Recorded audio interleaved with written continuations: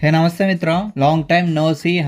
4 సంవత్సరాలైంది పోస్ట్ చేసి. నా లాస్ట్ వీడియో కాదు, ఈ మూవీ అనౌన్స్మెంట్ ఎప్పుడో 2021లో అనౌన్స్ చేసి భవదీయుడు భగత్ సింగ్ అన్నారు, తేరీ రీమేక్ అన్నారు. మళ్ళీ ఇది తేరీ కాదు, వాళ్ళ కజిన్ సుపారి అని ఈ సినిమాని మొహాన కొట్టారు. ఆయన లేకుండా సర్దార్ గబ్బర్ సింగ్ తీసినందుకు హరీష్ శంకర్ గారి నుంచి రివెంజ్ లాగా ఉంది ఇది. ఒక బ్రో, ఒక హరిహర వీరమల్లు వీటి నుంచి బయటకు వచ్చి ఓజీతో కంబ్యాక్ ఇచ్చామనుకునే లోపే ఇది. అట్లీస్ట్ ఆ సినిమాలు ఓటీటీలోకి వచ్చాక ట్రోల్ చేయడానికైనా చూశారు, కానీ ఇదైతే ఎప్పుడు వచ్చిందో ఎప్పుడు పోయిందో అని చాలా మంది ఫ్యాన్స్కే తెలియదు. హిహి, అందుకే ఆ తెలియని వాళ్ళకు కూడా తెలియపరుద్దామని నేను వచ్చా అనమాట. ఈ వీడియోలో నేను మాట్లాడేది మూవీలో ఉన్న క్యారెక్టర్స్ గురించి మాత్రమే, అవి ప్లే చేసిన యాక్టర్స్ గురించి కాదు. కనుక మీరు ఇప్పటి వరకు టైప్ చేసిన బూతులు డిలీట్ చేసేయండి. Thank you. ఓపెన్ చేయగానే ఈ రాజ్భవన్ సెట్లో సైట్ సీయింగ్కి వచ్చిన పిట్టలని పుట్టుక్కుమంటూ లేపేస్తూ ఉంటారు. ఈ లేపేయడం వెనక లాజిక్ కావాలి అంటే మనం లింగయ్యగూడెం పోవాలంట ట్రాక్టర్లో. ఈ uncle sir government school head master అంట. మా స్కూల్లో జాయిన్ అయితే అమ్మఒడి డబ్బులు ఇస్తాం, జాయిన్ అవ్వండి అని రిక్వెస్ట్ చేస్తూ ఉంటాడు. అప్పట్లో అమ్మఒడి లేదు కదా, సారీ. మన సార్ గారి శాలరీనే దారబోస్తా అని చెప్తాడు. జీతాన్ని మన్నోళ్ళ కోసం దారబోతున్నాడు రా శివ. అప్ప చెప్పేవారికంతా బ్లష్ అవుతూ అయిపోయాక శివ అంట.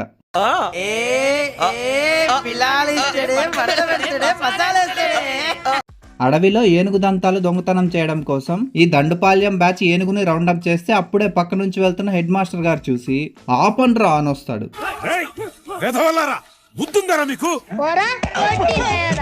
పాపం ఇప్పుడు ఈ ఏనుగుని సేవ్ చేయడానికి పొదల్లో నుంచి చోటా టార్జన్ బాణాలు వేసుకుంటూ వచ్చి దండకపాలంగాలని లేపేస్తూ ఉంటాడు. లెక్కకి ఇప్పుడే మనకు అర్థమైపోద్ది ఈ పిల్లోడే మన పీకే అని. కానీ 2 స్టెప్ వెరిఫికేషన్ కోసం 2 మేనరిజమ్స్ కూడా పెడతారు మన కల్ట్ కెప్టెన్. చిన్న పిల్లోడు ఫైట్ చేస్తుంటే పక్కన వైల్డ్ పాప్కార్న్ తింటూ అంతా అయ్యాకొచ్చి క్లాప్స్ కొట్టి స్కూల్లో పడేస్తాడు సారు. స్కూల్లో జాయిన్ చేయాలి అంటే ఈ పిల్లోడి డీటెయిల్స్ కావాలి కదా. అసలు పేరు ఎవరికి తెలియదయ్యా, మేమంతా చిన్నయ్య అని పిలుస్తాం. అమ్మ పురుట్లోనే పోయింది, వాళ్ళ నాన్న చెంచరామయ్య. పాప ఈ మధ్య ఆయన కూడా పోయాడయ్యా. అమ్మ చిన్నప్పుడే చనిపోయింది, ఓకే. తర్వాత వాళ్ళ నాన్నైనా పేరు పెట్టచ్చు కదా. మూగోడేమో. స్కూల్లో జాయిన్ చేసినంత మాత్రాన మనోడు హీరో అవ్వకుండా పోడుగా. ఆయమ్మని కొట్టాడు అని తెలిసి హాస్టల్ వార్డెన్ డిప్పు పగల కొడతాడు. ఆ హెడ్ పగల కొట్టడం చూసి మాస్టర్ గారు ఇంప్రెస్ అయిపోతారు. Head master అనిపించుకున్నారు.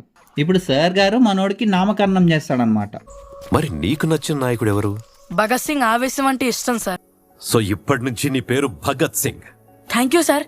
సార్, మా నాన్న వైద్యం చేసే రోజుల్లో ఆయన అందరూ ఉస్తాద్ అని పిలిచేవారు కాబట్టి. అయితే ఇక నుంచి నీ పేరు ఉస్తాద్ భగత్ సింగ్. భగత్ సింగ్ ఇష్టమైనందుకు భగత్ సింగా? వీళ్ళ నాన్నని ఉస్తాద్ అనేవారు అని ఉస్తాద్ భగత్ సింగా? మీరు ఇలా పేరు పెట్టి సినిమా టైటిల్ ని జస్టిఫై చేయడానికే చిన్నప్పుడు వాళ్ళ పేరెంట్స్ ని చంపేసినట్లున్నారు. సార్, చిన్నప్పుడు నన్ను అందరూ మెంటల్ నా కొడక అని తిట్టేవాళ్ళు.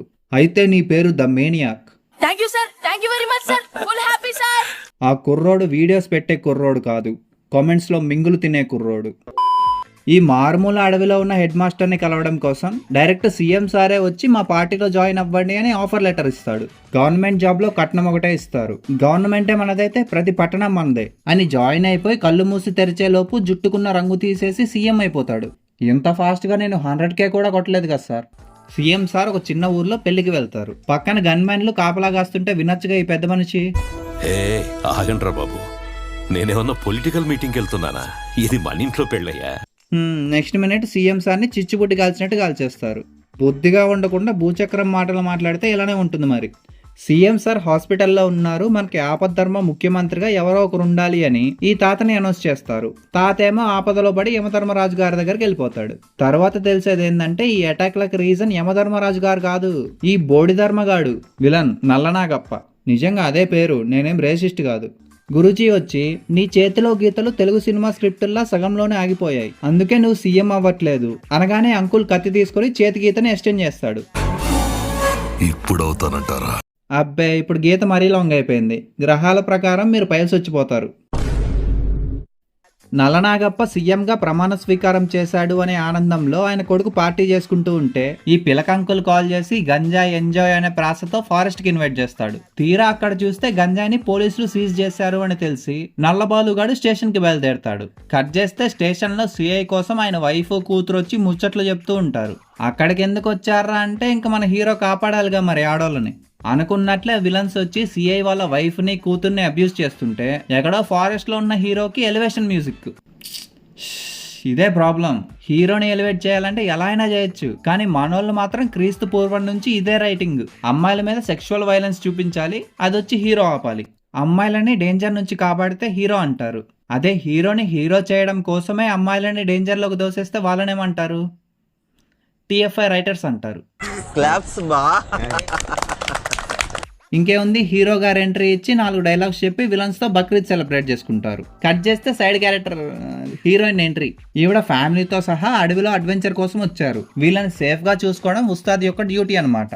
అక్క రిసార్ట్ లో కూర్చుని ఎంజాయ్ చేయకుండా ఈ థెరపిస్ట్ అండ్ కోతో కలిసి అడవిలోకి వెళ్ళి బిత్తర చూపులు చూస్తూ ఉంటుంది. ఇంతకీ అక్కకి ఏమైంది అని అడిగితే ఇప్పుడు ఒక ప్రోగ్రెసివ్ ఫ్లాష్ బ్యాక్ అనమాట. అక్కకి గోపిగాడు ఇన్స్టాగ్రామ్ లో కనెక్ట్ అయ్యాడు. ఇద్దరు రెస్టారెంట్లకి, ఇంట్లో బర్త్డే ఫంక్షన్లకి తిరిగేటప్పుడు గోపిగాడు వీళ్ళ అన్నని గోకాడంట. రాశిక్ అన్నని చూస్తే గేగాడే స్ట్రైట్ అవుతాడు. ఈడికేమో వాళ్ళ అన్నని చూసి స్ట్రైట్ అయిందంట. సర్లే, హ్యాపీ ప్రైడ్ మంత్. ఈ ఫ్లాష్ బ్యాక్ విన్న ఉస్తాద్ ఇంకా మోటివేషన్ స్టార్ట్ చేస్తాడు. అయినా మీ ప్రాబ్లం లవ్ బ్రేకప్ కాదండి, ఆ బ్రేకప్ వల్ల సొసైటీ, ముఖ్యంగా సోషల్ మీడియా మన గురించి ఏం మాట్లాడుకుంటుందా అని. సంతోషంగా ఉండడం అంటే మన జీవితాన్ని మనం లైక్ చేయడం, మన జీవితానికి ఎవడెవడో లైకులు కొట్టడం కాదు. ఇప్పుడు ఆవిడ బ్రేకప్ కి సోషల్ మీడియా లైక్లకి సంబంధమే ఉంది సార్.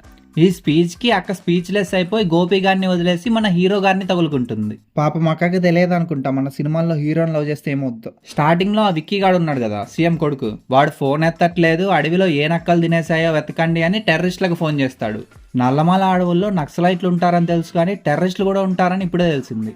ఆ సీనియర్ టెర్రరిస్ట్ ఏమో ఇంకో జూనియర్ టెర్రరిస్ట్ కి ఫోన్ చేస్తాడు. ఈ జూనియర్ ఏమో అలుమ్నస్ పిలకంకుల దగ్గరకు వచ్చి, లేదు హీరోని కాదు హీరోయిన్ ని కిడ్నాప్ చేస్తారు. సరిపోయింది.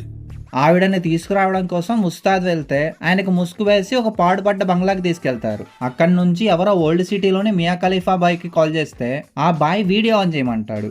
అందరం కలిసి కాటమరాయుడు సీన్ ని రీక్రియేట్ చేసి రీల్ పెడదామని. ఇంకా మాస్క్ తీయగానే స్టార్ట్ కెమెరా యాక్షన్.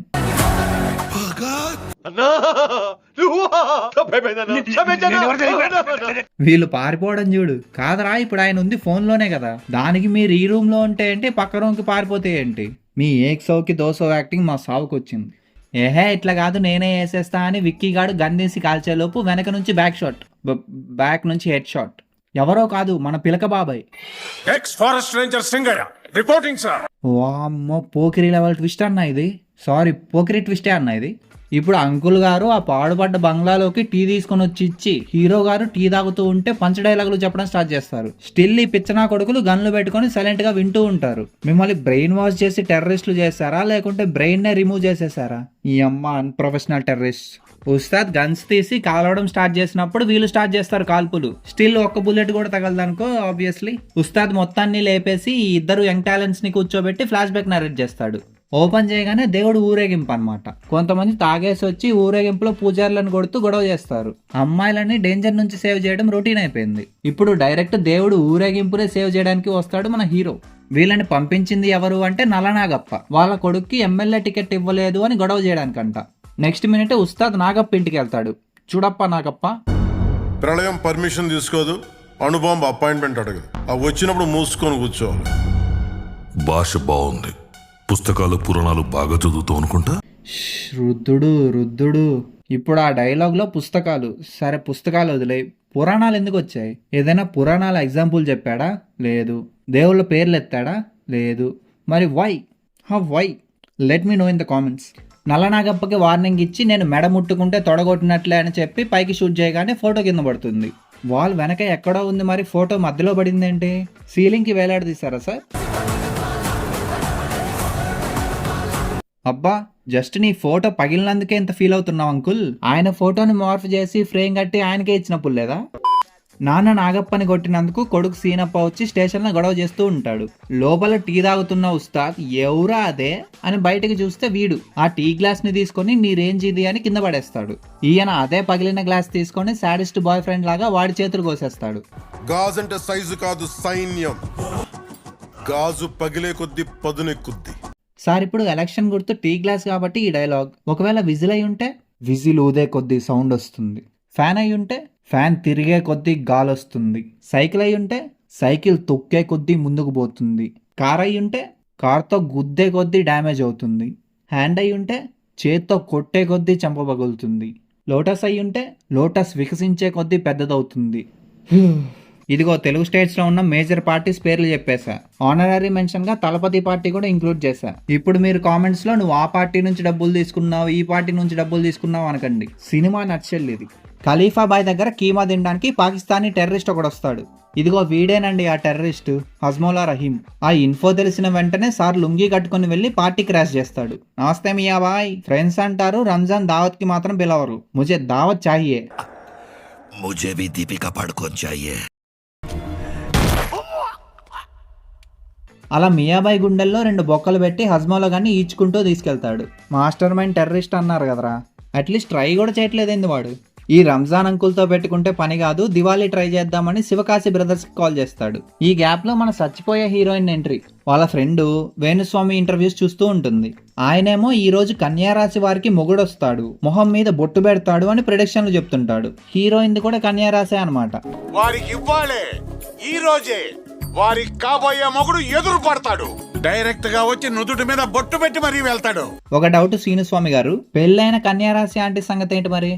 ఓ వాళ్ళ కన్యలు కాదు కదా, పోనీ కన్యారాశి అబ్బాయిలు?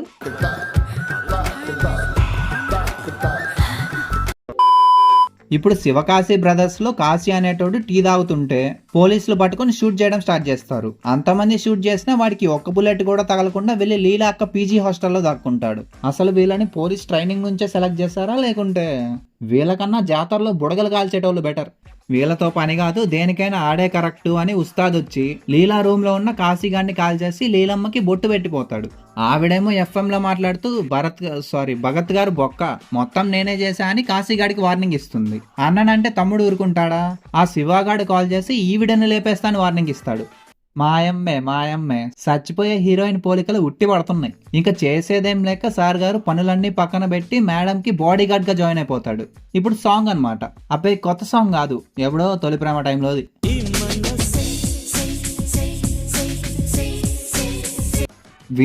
వింటేజ్ అని అప్పటి సాంగ్లే పెట్టేస్తుంటే ఇప్పుడు చూసే పిల్లలు ఫ్యూచర్ లో వింటేజ్ అని ఏం చూడాలి?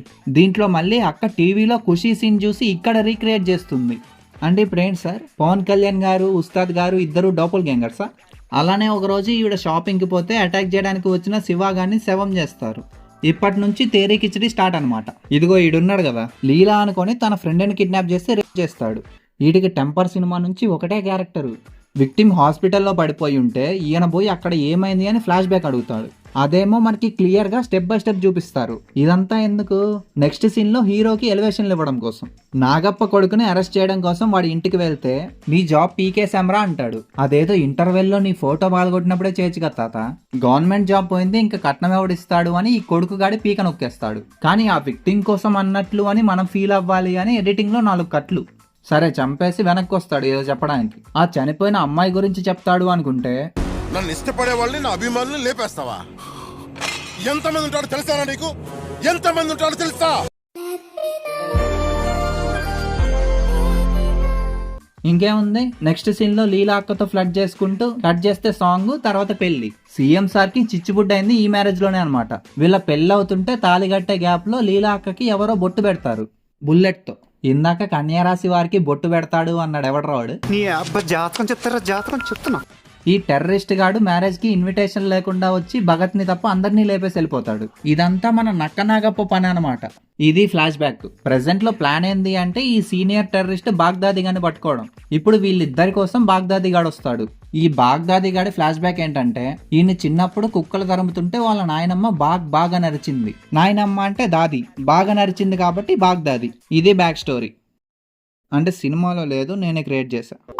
ఈ బాగ్దాది గాడు వచ్చి మీ సీఎం సార్ ప్రమాణ స్వీకారంలో మా వాళ్ళని పెట్టా అని ఒక్కొక్కరిని లేపుకుంటూ పోతాడు. ఇదే మన స్టార్టింగ్ లో చూపించిన పిట్టల వ్యాపారం. భగత్ గారిని చంపడానికి కూర్చోబెడతారు. మళ్ళీ రివీల్ అయ్యేది ఏంటి అంటే ఈ జూనియర్ టెర్రరిస్ట్ కూడా అండర్ కవర్ కాపే.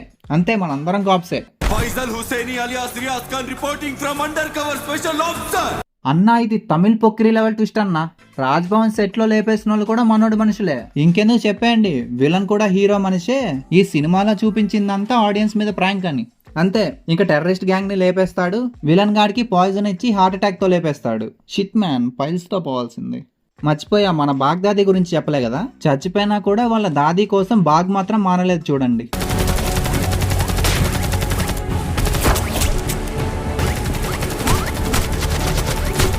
వెనక ఆ మారియో సౌండ్ ఎఫెక్ట్స్ ఎందుకు సార్?